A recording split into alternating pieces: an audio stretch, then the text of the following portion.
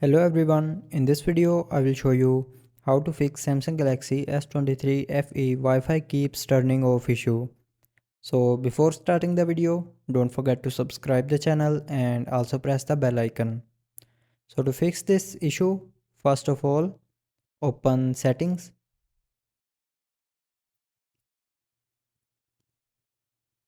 Now in settings, scroll down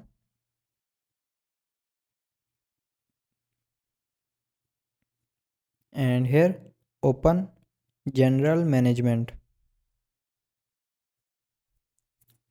Now here scroll down and click on reset and then scroll down and here reset all settings and reset network settings. First of all, reset all settings.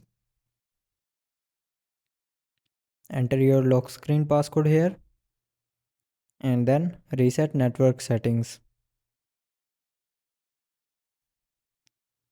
Now again enter your lock screen passcode and then go back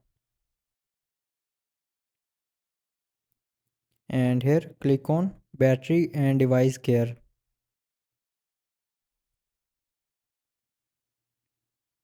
Now here scroll down and click on software update